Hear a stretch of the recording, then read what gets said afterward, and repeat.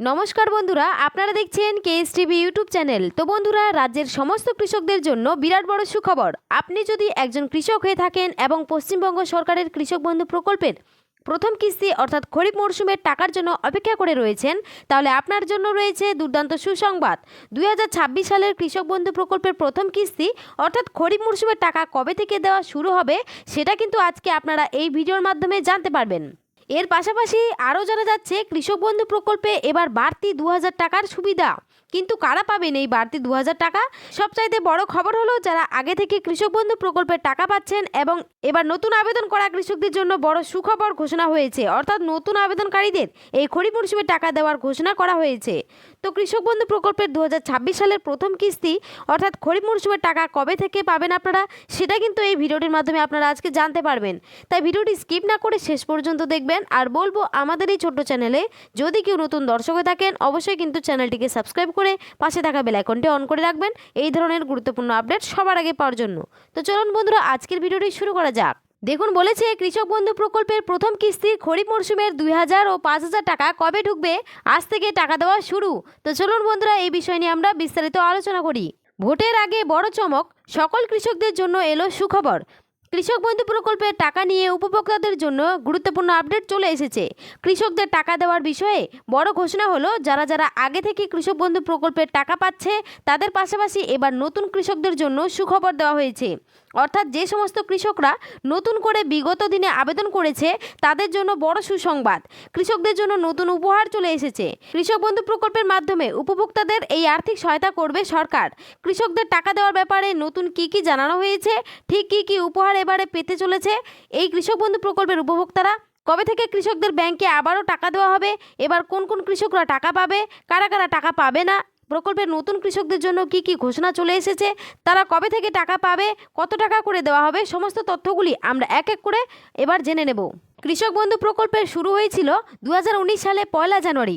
তখন কৃষকদের বছরে সর্বোচ্চ 5000 টাকা এবং সর্বনিম্ন 2000 টাকা করে সহায়তা দেওয়া হতো।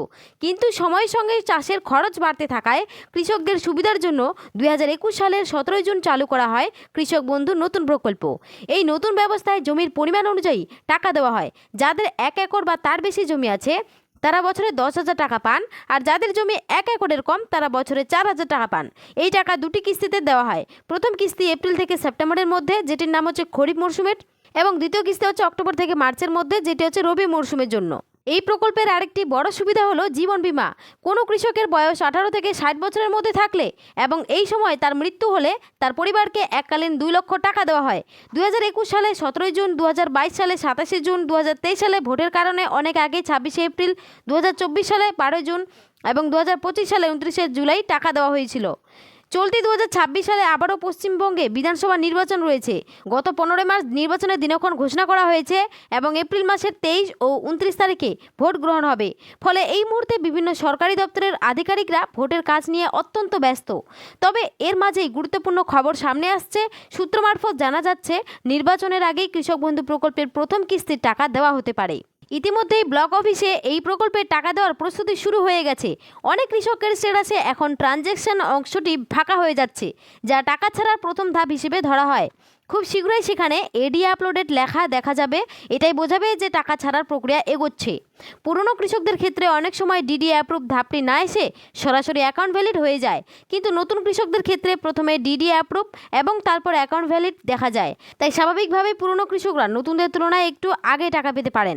বিভিন্ন রিপোর্ট অনুযায়ী অনুমান করা হচ্ছে এপ্রিল মাসের 20 তারিখের মধ্যেই টাকা দেওয়া শুরু হতে পারে।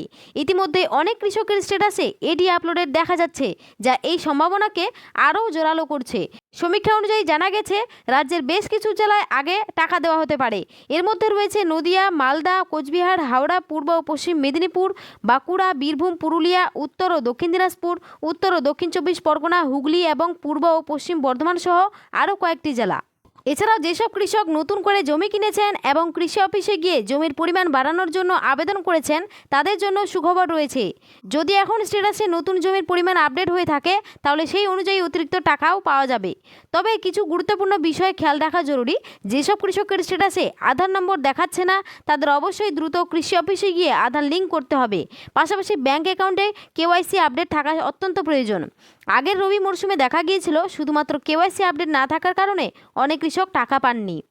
তো অবশ্যই কিন্তু আপনারা কেওয়াইসিটা করে নেবেন।